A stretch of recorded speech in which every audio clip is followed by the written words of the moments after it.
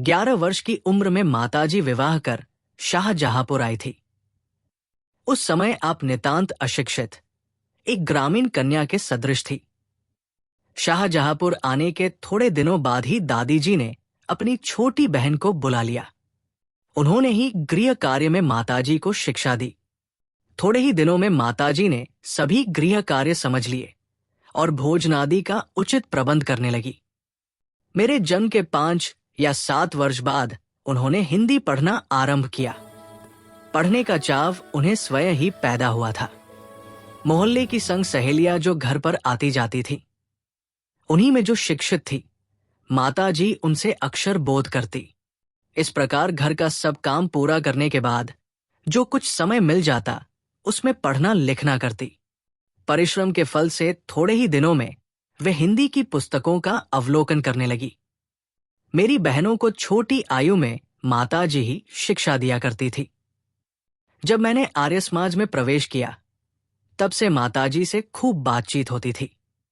यदि मुझे ऐसी माता न मिलती, तो मैं भी अति साधारण मनुष्य की भांति संसार में फंसकर जीवन निर्वाह करता। शिक्षादि के अतिरिक्त क्रांतिकारी जीवन में भी उन्होंने मेरी सहायता की है, किंतु उनका सबसे बड़ा आदेश मेरे लिए यही था कि किसी की प्राणहानि न हो। उनका कहना था कि अपने शत्रु को भी कभी प्राणदंड न देना।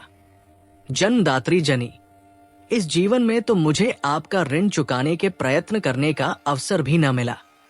इस जन्म में तो क्या, यदि मैं अनेक जन्मों में भी सारे जीवन प्रयत्न करूं तो भी आपसे उऋण नहीं हो सकता।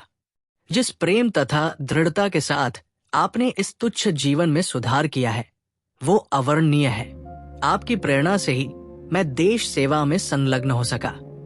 धार्मिक जीवन में भी आपके ही प्रोत्साहन ने सहायता की। जो कुछ शिक्षा मैंने ग्रहण की, उसका श्रेय भी आपको ही है। जिस मनोहर रूप से आप मुझे उपदेश देती थी, उसका स्मरण कर मस्तक स्वतः नतमस्तक हो जाता है। यदि आपको मुझे ताड़ना भी देनी हुई तो आपने प्रेम भरे शब्दों में यही कहा कि तुम्हें जो अच्छा लगे वो करो, किंतु ऐसा करना ठीक नहीं। जीवनदात्री आप ही सदैव मेरी सहायक रही। जन्म जन्मांतर तक परमात्मा ऐसी ही माता दे, मेरी यही इच्छा है। बड़े से बड़े संकट में भी आपने मुझे अधीर नहीं होने दिया। सदैव अपनी प्रेम भरी वाणी को सुनाते हुए मुझे सांत्वना देती रही। इस संसार में मेरी केवल ये इच्छा है कि एक बार श्रद्धा पूर्वक आपके चरणों की सेवा करके अपने जीवन को सफल बना लूं, किंतु ये इच्छा पूर्ण होती नहीं दिखाई देती। अब तो आपको मेरी मृत्यु का दुखद समाचार सुनाया जाएगा।